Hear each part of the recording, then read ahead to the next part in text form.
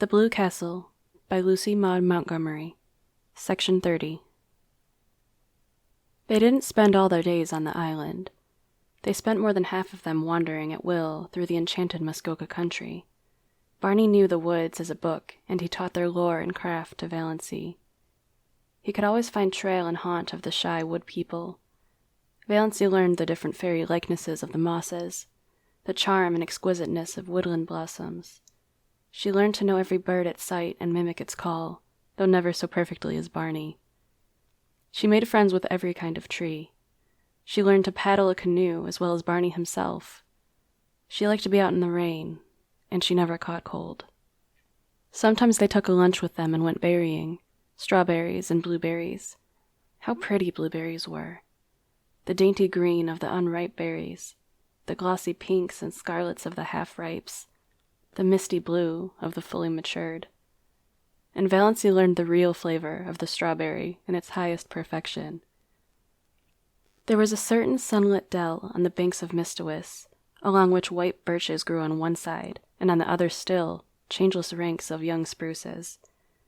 There were long grasses at the roots of the birches, combed down by the winds and wet with morning dew late into the afternoon. Here they found berries that might have graced the banquets of Lucullus, great ambrosial sweetnesses hanging like rubies to long rosy stalks. They lifted them by the stalk and ate them from it, uncrushed and virgin, tasting each berry by itself with all its wild fragrance encephaled therein. When Valancy carried any of these berries home, that elusive essence escaped, and they became nothing more than the common berries of the marketplace. Very kitchenly good indeed, but not as they would have been, eaten in their birch dell until her fingers were stained as pink as Aurora's eyelids. Or they went after water lilies. Barney knew where to find them, in the creeks and bays of Mistawis. Then the Blue Castle was glorious with them, every receptacle that Valancy could contrive filled with the exquisite things. If not water lilies, then cardinal flowers, fresh and vivid from the swamps of Mistawis, where they burned like ribbons of flame. Sometimes they went trouting on little nameless rivers or hidden brooks on whose banks naiads might have sunned their white, wet limbs. Then all they took with them were some raw potatoes and salt. They roasted the potatoes over a fire, and Barney showed Valancy how to cook the trout by wrapping them in leaves, coating them with mud, and baking them in a bed of hot coals. Never were such delicious meals. Valancy had such an appetite it was no wonder she put flesh on her bones. Or they just prowled and explored through the woods that always seemed to be expecting something wonderful to happen. At least, that was the way Valancy felt about them. Down the next hollow, over the next hill, you would find it. "We don't know where we're going, but isn't it fun to go?" Barney used to say. Once or twice night overtook them, too far from their blue castle to get back, but Barney made a fragrant bed of bracken and fir boughs, and they slept on it dreamlessly, under a ceiling of old spruces with moss hanging from them, while beyond them moonlight and the murmur of pines blended together so that one could hardly tell which was light and which was sound.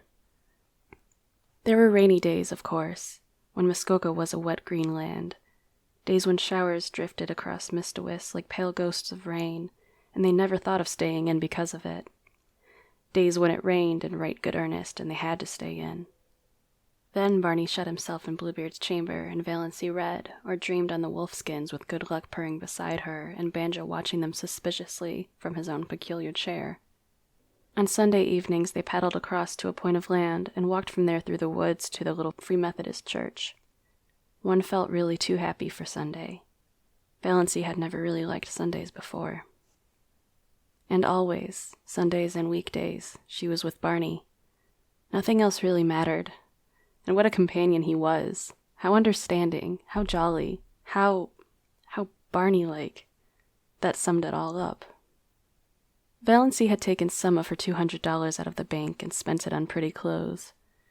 She had a little smoke blue chiffon, which she always put on when they spent the evenings at home. Smoke blue with touches of silver about it. It was after she began wearing it that Barney began calling her Moonlight. Moonlight and blue twilight. That is what you look like in that dress. I like it. It belongs to you.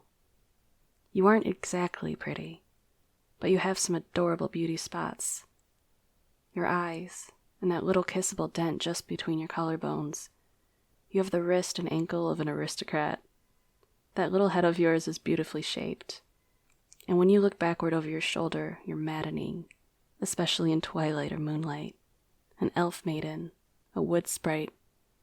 You belong to the woods. Moonlight, you should never be out of them. In spite of your ancestry, there is something wild and remote and untamed about you. And you have such a nice, sweet, throaty, summery voice. Such a nice voice for lovemaking. Sure, and you've kissed the Blarney Stone, scoffed Valancy. But she tasted these compliments for weeks. She got a pale green bathing suit, too, a garment which would have given her clan their deaths if they had ever seen her in it. Barney taught her how to swim. Sometimes she put her bathing dress on when she got up and didn't take it off until she went to bed, running down to the water for a plunge whenever she felt like it, and sprawling on the sun-warm rocks to dry. She had forgotten all the old humiliating things that used to come up against her in the night, the injustices and the disappointments. It was as if they had all happened to some other person, not to her, Valancy Snaith, who had always been happy. I understand now what it means to be born again, she told Barney. Holmes speaks of grief staining backward through the pages of life, but Valancy found her happiness had stained backward likewise, and flooded with rose color her whole previous drab existence. She found it hard to believe that she had ever been lonely and unhappy and afraid. When death comes, I shall have lived, thought Valancy. I shall have had my hour. And her dust pile. One day Valancy had heaped up the sand in the little island cove in a tremendous cone and stuck a gay little Union Jack on top of it. What are you celebrating? Barney wanted to know. I'm just exorcising an old demon, Valancy told him. End of chapter 30.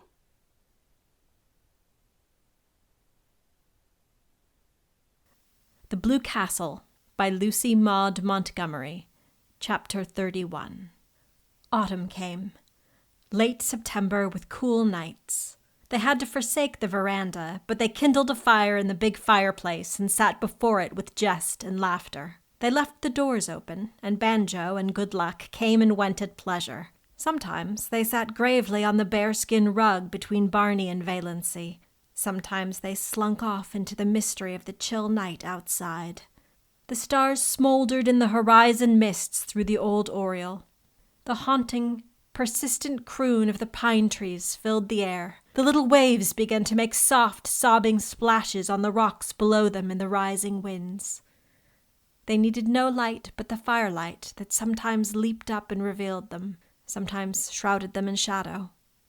When the night wind rose higher, Barney would shut the door and light a lamp and read to her poetry and essays and gorgeous dim chronicles of ancient wars. Barney never would read novels. He vowed they bored him. But sometimes she read them herself, curled up on the wolf skins, laughing aloud in peace. For Barney was not one of those aggravating people who could never hear you smiling audibly over something you've read without inquiring placidly, "What's the joke?" October. With a gorgeous pageant of color around Bestowis into which Valancy plunged her soul. Never had she imagined anything so splendid. A great, tinted peace. Blue, wind-winnowed skies. Sunlight sleeping in the glades of that fairyland. Long, dreamy purple days, padding idly in their canoe along shores and up the rivers of crimson and gold. A sleepy, red hunter's moon. Enchanted tempests that stripped the leaves from the trees and heaped them along the shores, flying shadows of clouds. What had all the smug, opulent lands out front to compare with this? November, with uncanny witchery in its changed trees, with murky red sunsets flaming in smoky crimson behind the westering hills. with dear days, when the austere woods were beautiful and gracious in a dignified serenity of folded hands and closed eyes. Days full of a fine, pale sunshine that sifted through the late leafless gold of the juniper trees and glimmered among the gray beeches, lighting up evergreen banks of moss and washing the colonnades of the pines.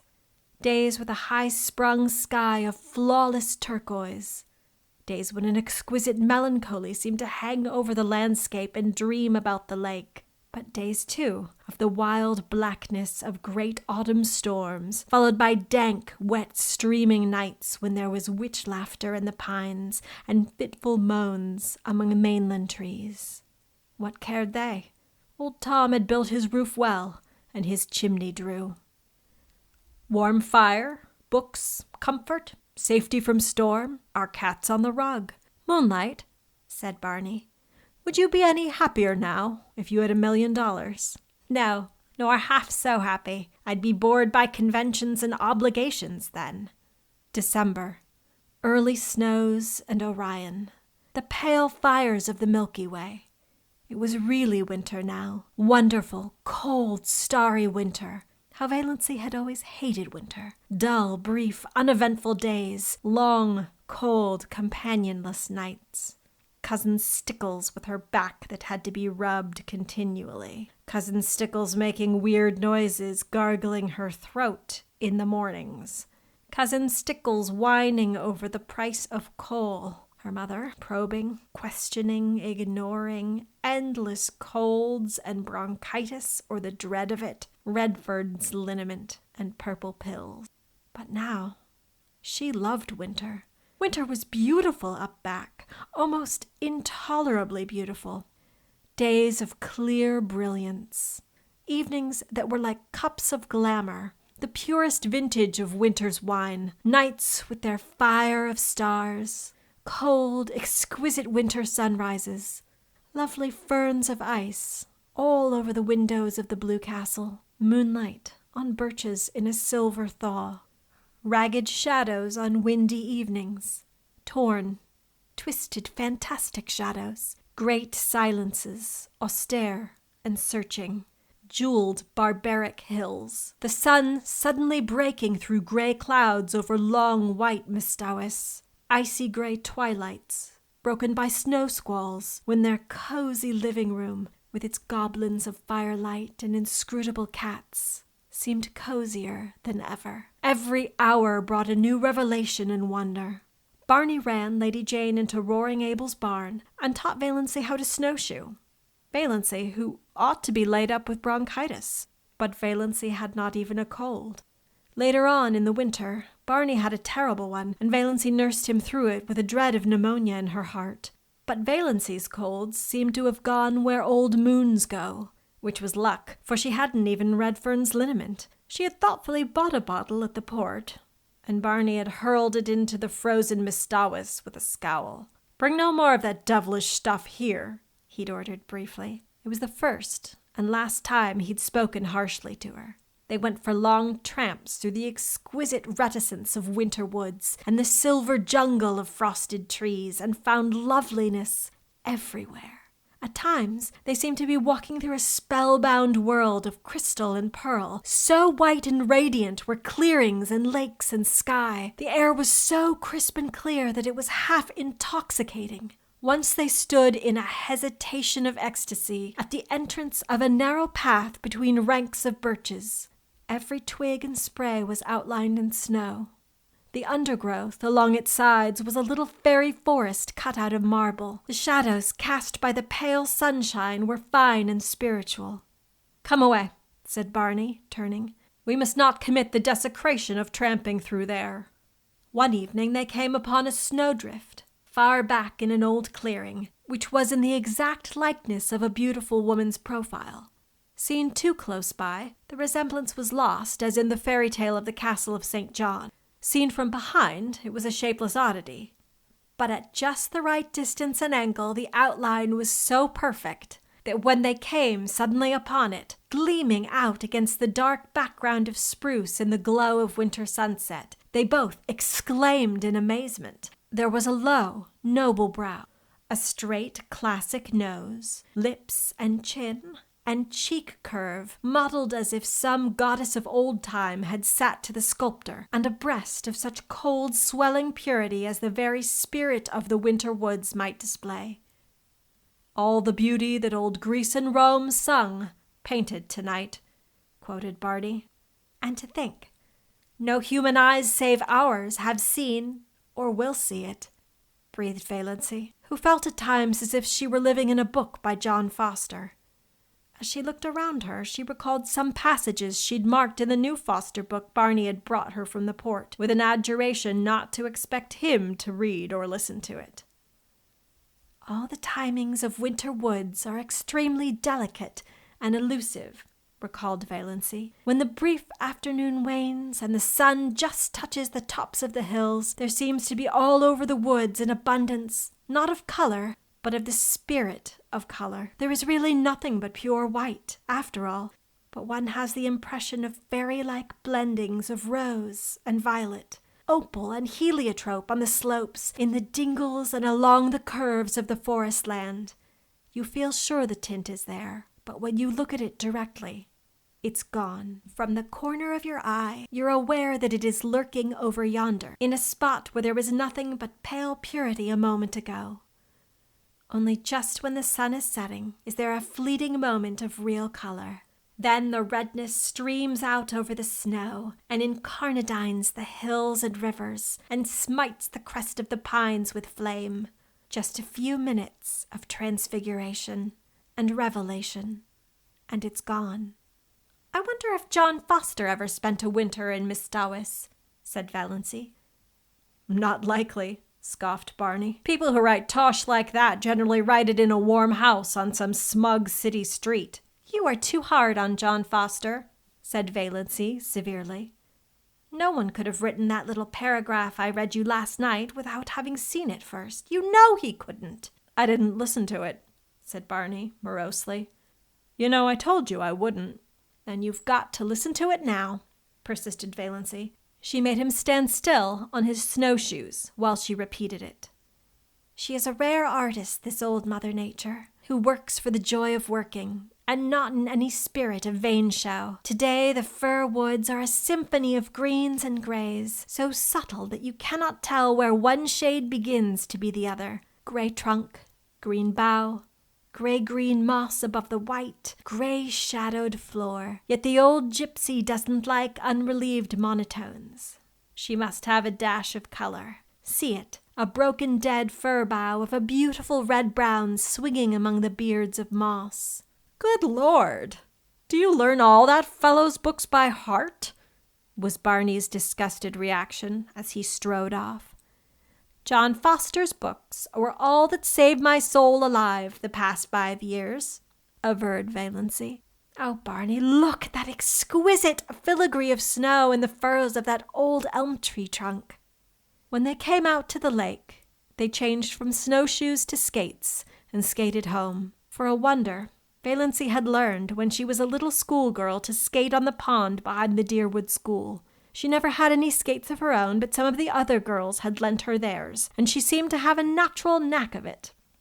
Uncle Benjamin had once promised her a pair of skates for Christmas, but when Christmas came, he'd given her rubbers instead. She'd never skated since she grew up, but the old trick came back quickly, and glorious were the hours she and Barney spent skimming over the white lakes and past the dark islands, where the summer cottages were closed and silent.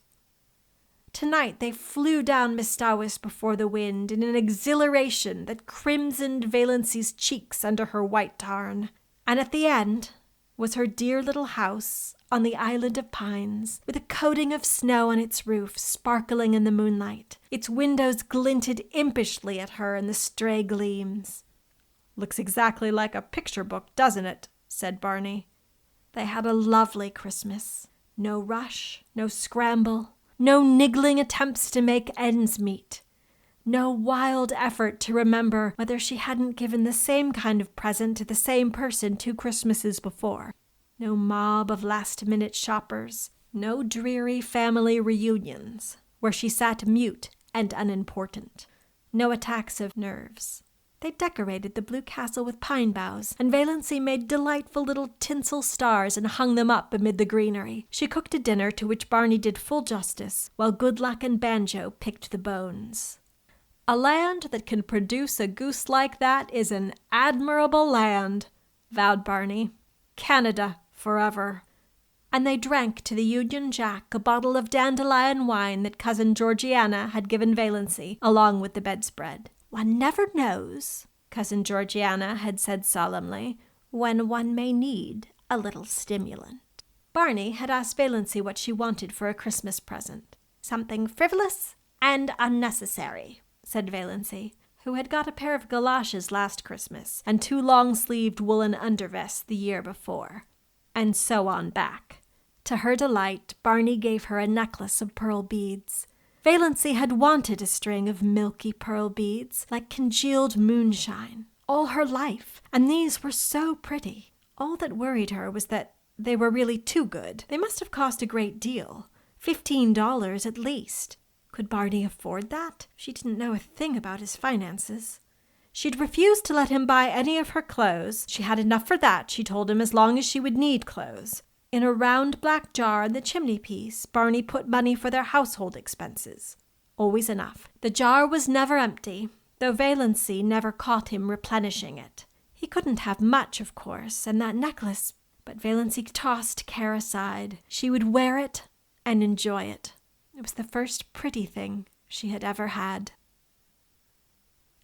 End of chapter 31.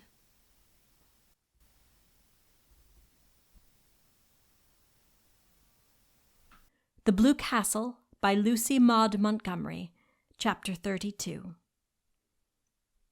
New Year. The old, shabby, inglorious, outlived calendar came down.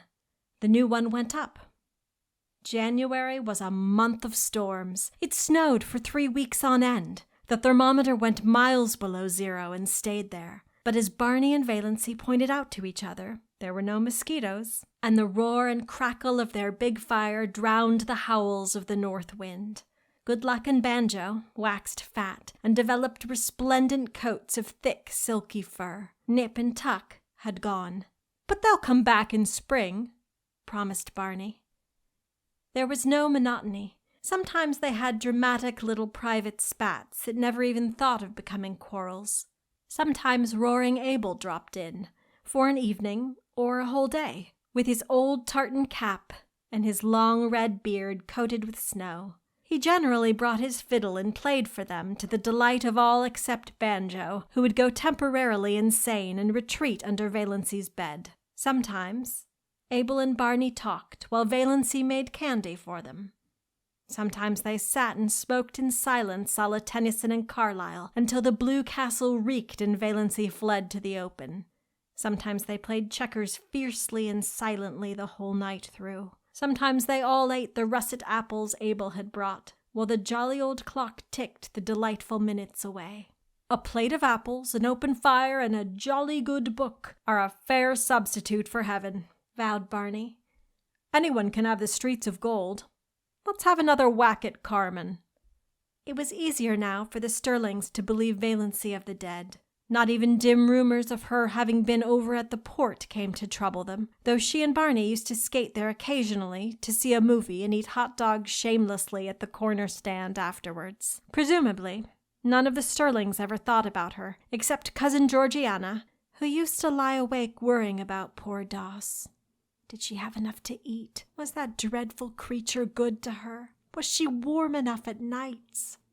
Valancy was quite warm at nights. She used to wake up and revel silently in the coziness of those winter nights on that little island in the frozen lake. The nights of other winters had been so cold and long. Valancy hated to wake up in them and think about the bleakness and emptiness of the day that had passed, and the bleakness and emptiness of the day that would come. Now she almost counted that night lost in which she didn't wake up and lie awake for half an hour just being happy, while Barney's regular breathing went on beside her, and through the open door the smoldering brands in the fireplace winked at her in the gloom. It was very nice to feel a little lucky cat jump up on your bed in the darkness and snuggle down at your feet, purring. But Banjo would be sitting dourly by himself out in front of the fire like a brooding demon. At such moments, Banjo was anything but canny, but Valancy loved his uncanniness. The side of the bed had to be right against the window. There was no other place for it in the tiny room.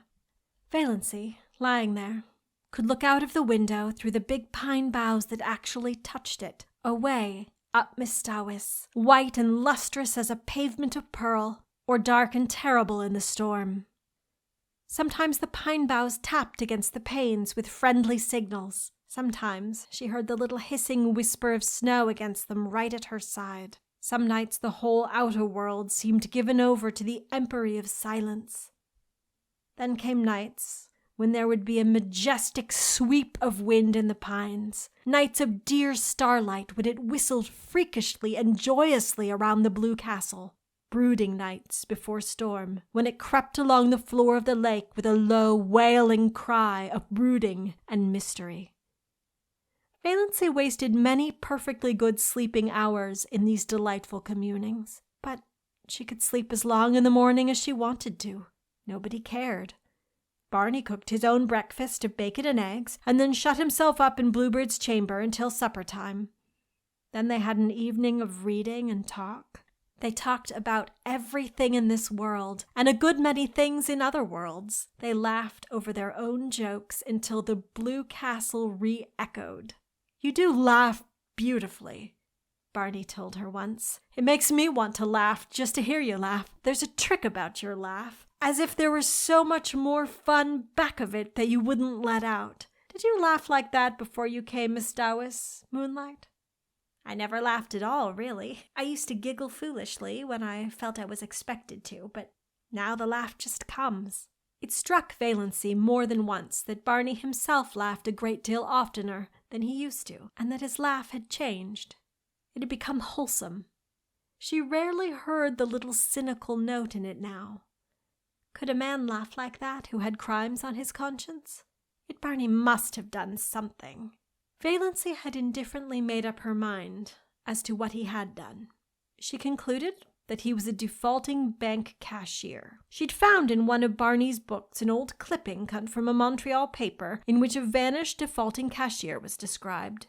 The description applied to Barney, as well as to a half-dozen other men Valancy knew, and from some casual remarks he dropped from time to time, she concluded that he knew Montreal rather well.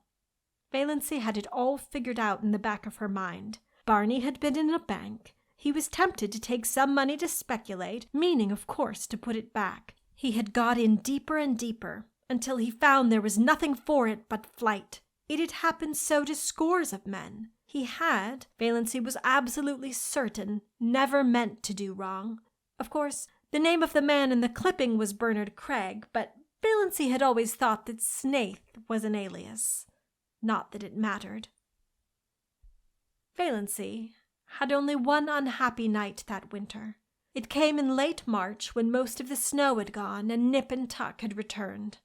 Barney had gone off in the afternoon for a long woodland tramp, saying he'd be back by dark if all went well. Soon after he had gone, it had begun to snow. The wind rose, and presently Mistawis was in the grip of one of the worst storms of the winter. It tore up the lake and struck at the little house. The dark, angry woods on the mainland scowled at Valancy, menace in the toss of their boughs, threats in their windy gloom, terror in the roar of their hearts. The trees on the island crouched in fear. Valancy spent the night huddled on the rug before the fire, her face buried in her hands, when she was not vainly peering from the oriel in a futile effort to see through the furious smoke of wind and snow that had once been blue-dimpled Miss Dowis. Where was Barney? Lost on the merciless lakes, sinking exhausted in the drifts of the pathless woods? Valancy died 100 deaths that night and paid in full for all the happiness of her blue castle. When morning came, the storm broke and cleared. The sun shone gloriously over Mistawis, and at noon Barney came home. Valancy saw him from the oriel as he came around a wooded point, slender and black against the glistening white world. She did not run to meet him. something happened to her knees, and she dropped down on Banjo's chair. Luckily, Banjo got out from under in time, his whiskers bristling with indignation. Barney found her there, her head buried in her hands. "Barney, I thought you were dead," she whispered. Barney hooted. "After 2 years of the Klondike, did you think a baby storm like this could get me? I spent the night in that old lumber shanty over by Muskoka. Bit cold, but snug enough. Little goose, your eyes look like burnt holes in a blanket. Did you sit up here all night worrying over an old woodsman like me?" "Yes," said Valancy. "I couldn't help it. The storm seemed so wild. Anybody might have been lost in it. When I saw you come round the point, something happened to me. I don't know what. It was as if I had died and come back to life. I can't describe it any other way."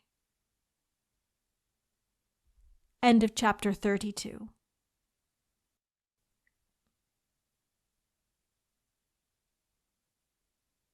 The Blue Castle by Lucy Maud Montgomery. Spring.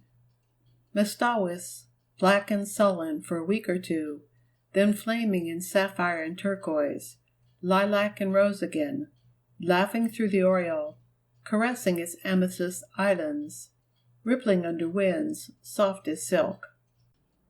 Frogs, little green wizards of swamp and pool, singing everywhere in the long twilights and long into the nights. Islands fairy-like in a green haze. The evanescent beauty of wild young trees in early leaf. Frost-like loveliness of the new foliage of juniper trees. The woods putting on a fashion of spring flowers, dainty, spiritual things akin to the soul of the wilderness. Red mist on the maples. Willows decked out with glossy silver pussies. All the forgotten violets of Mestawis blooming again, lure of April moons. Think how many thousands of springs have been here on Mestawis, and all of them beautiful, said Valancy. Oh, Barney, look at that wild plum. I will. I must quote from John Foster. There's a passage in one of his books. I've reread it 100 times. He must have written it before a tree just like that. Behold the young wild plum tree, which has adorned herself after immemorial fashion in a wedding veil of fine lace. The fingers of wood pixies must have woven it, for nothing like it ever came from an earthly loom. I vow the tree is conscious of its loveliness. It is bridling before our very eyes, as if its beauty were not the most ephemeral thing in the woods, as it is the rarest and most exceeding, for today it is and tomorrow it is not. Every south wind purring through the boughs will winnow away in a shower of slender petals. But what matter? Today it is queen of the wild places, and it is always today in the woods. I'm sure you feel much better since you've got that out of your system, said Barney heartlessly. Here's a patch of dandelions, said Valancy, unsubdued. Dandelions shouldn't grow in the woods, though. They haven't any sense of the fitness of things at all. They are too cheerful and self-satisfied. They haven't any of the mystery and reserve of the real wood flowers. In short, they've no secrets, said Barney. But wait a bit. The woods will have their own way, even with those obvious dandelions. In a little while, all that obtrusive yellowness and complacency will be gone, and we'll find here misty, phantom-like globes hovering over those long grasses in full harmony with the traditions of the forest. That sounds John Fosterish, teased Valancy. What have I done that deserved a slam like that? Complained Barney. One of the earliest signs of spring was the renaissance of Lady Jane. Barney put her on roads that no other car would look at, and they went through deer wood in mud to the axles. They passed several Stirlings, who groaned and reflected that now spring was come and they would encounter that shameless pair everywhere. Valancy, prowling about Deerwood shops, met Uncle Benjamin on the street, but he did not realize until he had gone 2 blocks further on that the girl in the scarlet-collared blanket coat, with cheeks reddened in the sharp April air, and the fringe of black hair over laughing, slanted eyes, was Valancy. When he did realize it, Uncle Benjamin was indignant. What business had Valancy to look like a young girl? The way of the transgressor was hard. Had to be. Scriptural and proper. Yet Valancy's path couldn't be hard. She wouldn't look like that if it were. There was something wrong. It was almost enough to make a man turn modernist. Barney and Valancy clanged on to the port, so that it was dark when they went through Deerwood again. At her old home, Valancy, seized with a sudden impulse, got out, opened the little gate, and tiptoed around to the sitting-room window. There sat her mother and Cousin Stickles, drearily, grimly knitting, baffling and inhuman as ever. If they had looked the least bit lonesome, Valancy would have gone in. But they did not. Valancy would not disturb them for worlds. End of chapter 33. The Blue Castle by Lucy Maud Montgomery. Valancy had two wonderful moments that spring. One day, coming home through the woods, with her arms full of trailing arbutus and creeping spruce, she met a man who she knew must be Allen Tierney. Allen Tierney, the celebrated painter of beautiful women. He lived in New York in winter, but he owned an island cottage at the northern end of Mistawis, to which he always came the minute the ice was out of the lake. He was reputed to be a lonely, eccentric man. He never flattered his sitters. There was no need to, for he would not paint anyone who required flattery. To be painted by Allen Tierney was all the cachet of beauty a woman could desire. Valancy had heard so much about him that she couldn't help turning her head back over her shoulder for another shy, curious look at him. A shaft of pale spring sunlight fell through a great pine athwart her bare black head and her slanted eyes.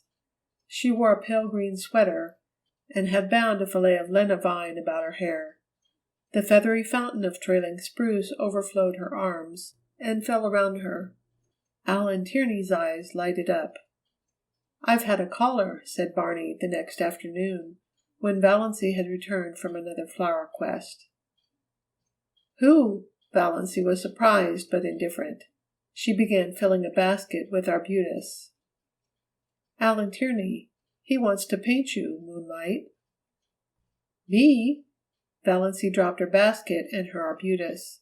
"You're laughing at me, Barney." "I'm not. That's what Tierney came for, to ask my permission to paint my wife, as the spirit of Muskoka, or something like that." But, stammered Valancy, "Allen Tierney never paints any but beautiful women," finished Barney. "Conceited. QED, Mistress Barney Snaith is a beautiful woman." "Nonsense," said Valancy, stooping to retrieve her arbutus. "You know that's nonsense, Barney. I know I'm a heap better looking than I was a year ago, but I'm not beautiful." "Allen Tierney never makes a mistake," said Barney. "You forget, Moonlight, that there are different kinds of beauty. Your imagination is obsessed by the very obvious type of your cousin Olive. Oh, I've seen her. She's a stunner. But you never catch Allen Tierney wanting to paint her. In the horrible but expressive slang phrase, she keeps all her goods in the shop window. But, in your subconscious mind, you have a conviction that nobody can be beautiful who doesn't look like Olive. Also, you remember your face as it was in the days when your soul was not allowed to shine through it. Tierney said something about the curve of your cheek as you looked back over your shoulder. You know, I've often told you it was distracting. And he's quite batty about your eyes. If I wasn't absolutely sure it was solely professional, he's really a crabbed old bachelor, you know, I'd be jealous." "Well, I don't want to be painted," said Valancy. "I hope you told him that." "I couldn't tell him that. I didn't know what you wanted. But I told him I didn't want my wife painted. hung up in a salon for a mob to stare at, belonging to another man. For, of course, I couldn't buy the picture, so even if you had wanted to be painted, Moonlight, your tyrannous husband would not have permitted it. Tierney was a bit squiffy. He isn't used to being turned down like that. His requests are almost like royalties. But we are outlaws, laughed Valancy. We bow to no decrees. We acknowledge no sovereignty. In her heart she thought unashamedly, I wish Olive could know that Alan Tierney wanted to paint me.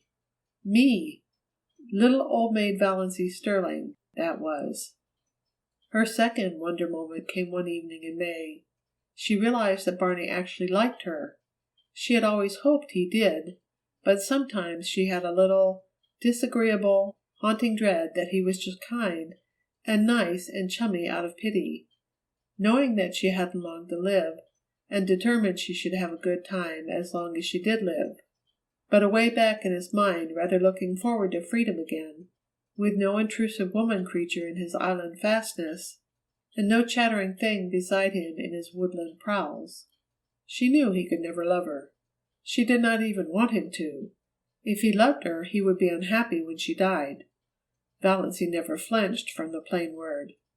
No passing away for her, and she did not want him to be the least unhappy. But neither did she want him to be glad, or relieved. She wanted him to like her, and miss her as a good chum. But she had never been sure until this night that he did. They had walked over the hills in the sunset. They had the delight of discovering a virgin spring in a ferny hollow, and had drunk together from it out of a birch bark cup.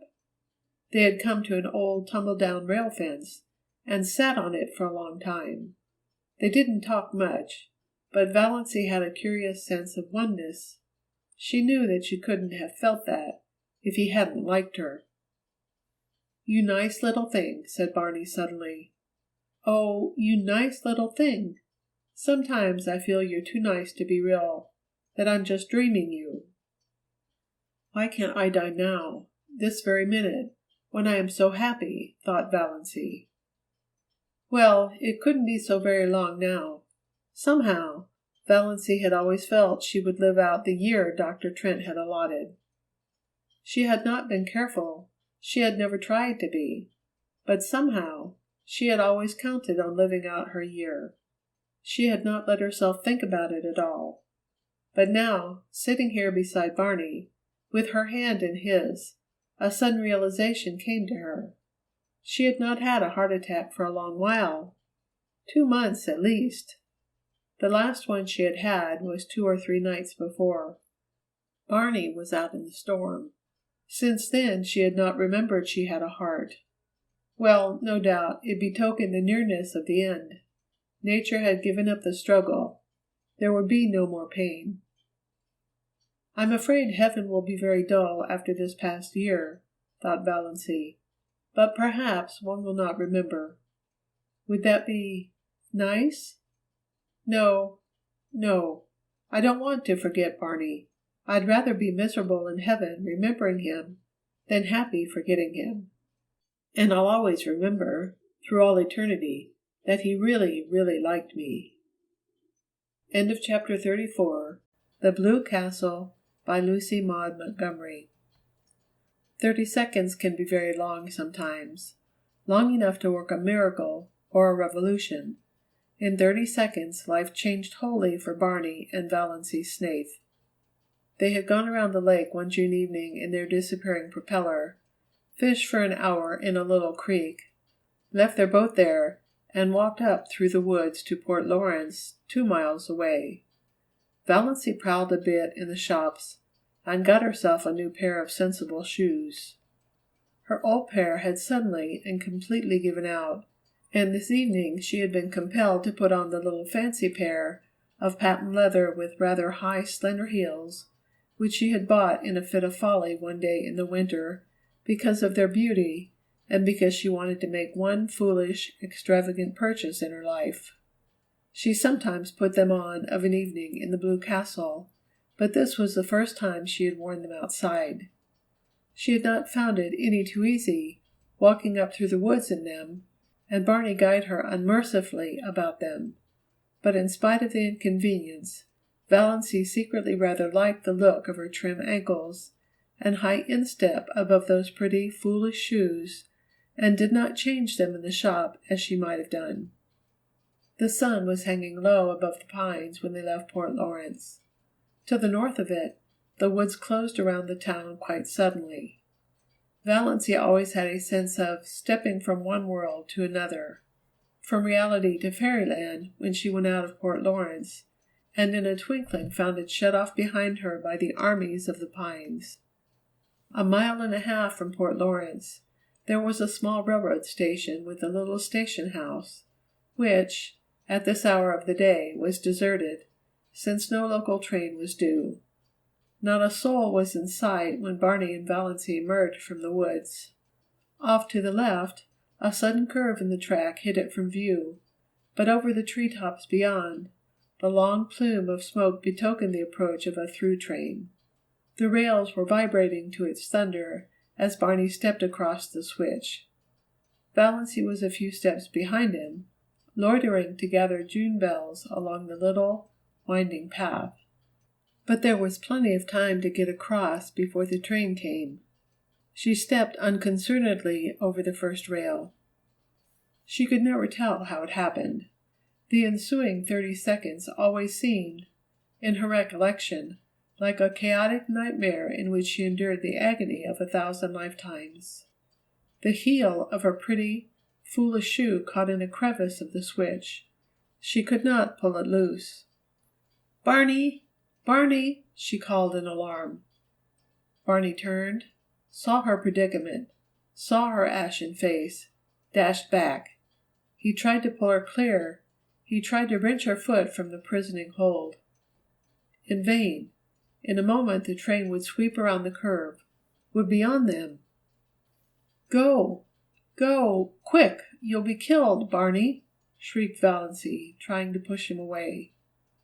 Barney dropped on his knees, ghost white, frantically tearing at her shoelace.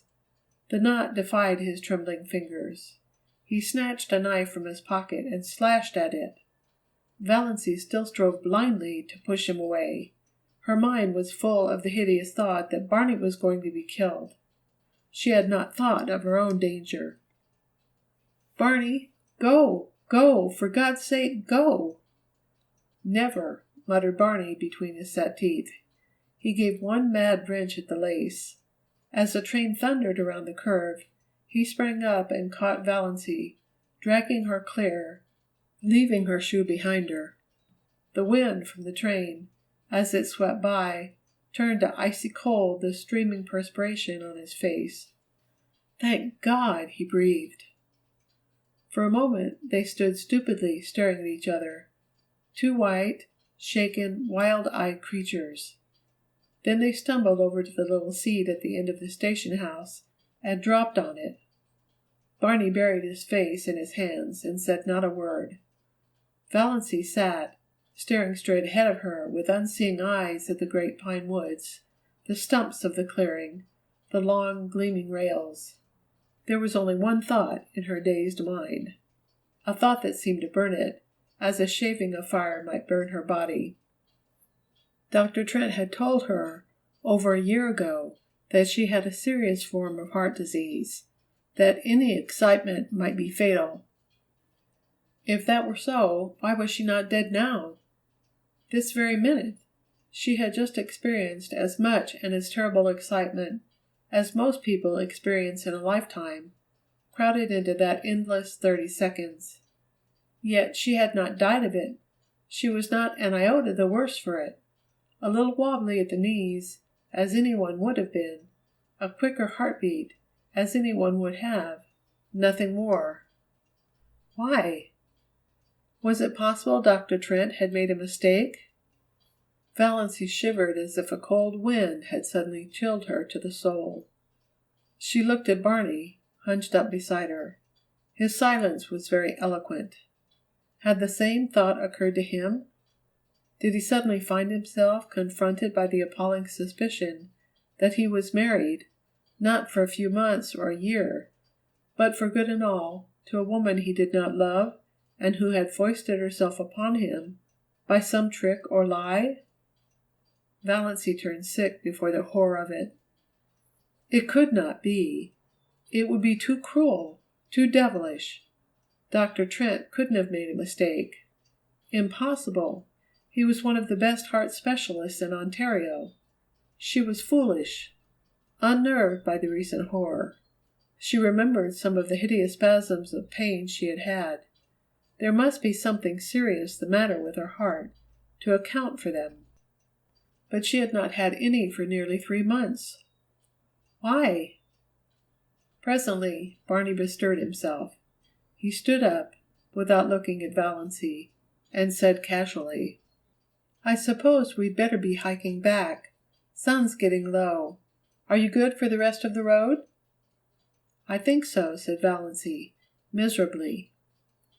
Barney went across the clearing and picked up the parcel he had dropped, the parcel containing her new shoes. He brought it to her and let her take out the shoes, and put them on without any assistance, while he stood with his back to her and looked out over the pines. They walked in silence down the shadowy trail to the lake. In silence Barney steered his boat into the sunset miracle that was Mistawis.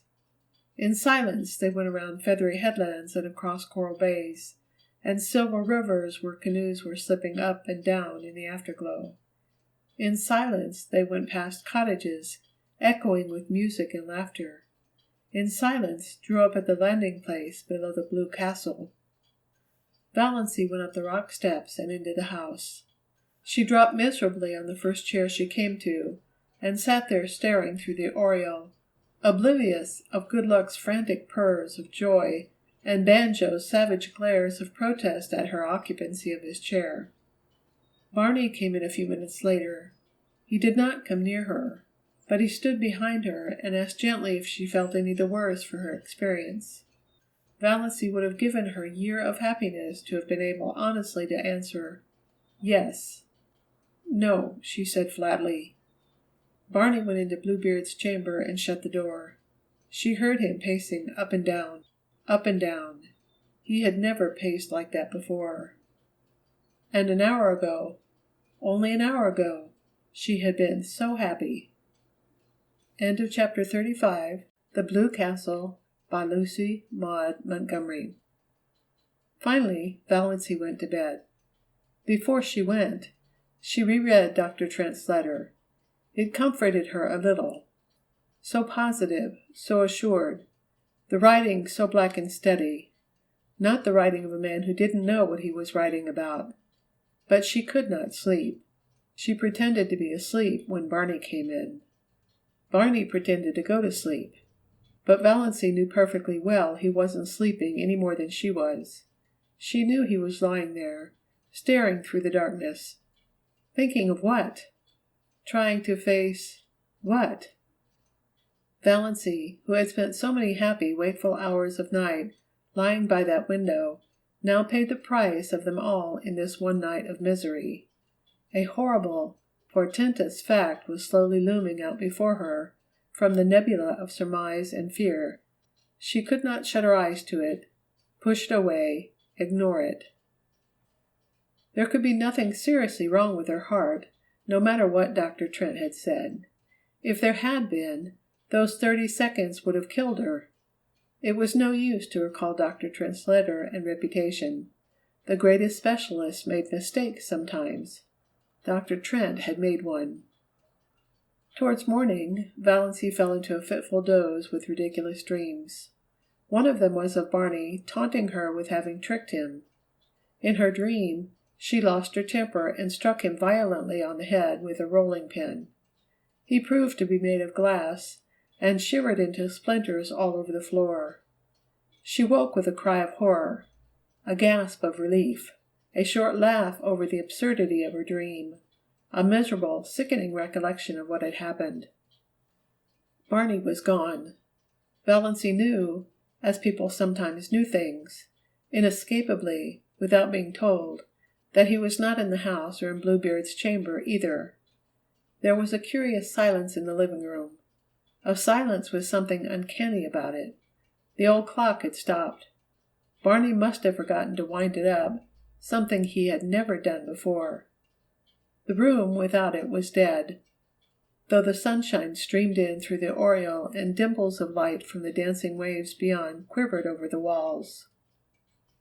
The canoe was gone, but Lady Jane was under the mainland trees. So Barney had betaken himself to the wilds. He would not return till night, perhaps not even then. He must be angry with her.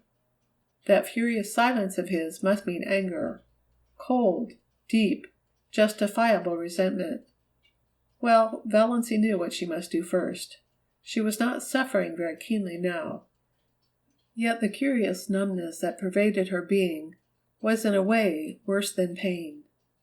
It was as if something in her had died. She forced herself to cook and eat a little breakfast. Mechanically she put the blue castle in perfect order. Then she put on her hat and coat, locked the door, and hid the key in the hollow of the old pine, and crossed to the mainland in the motor boat. She was going into Deerwood to see Dr. Trent. She must know. End of chapter 36.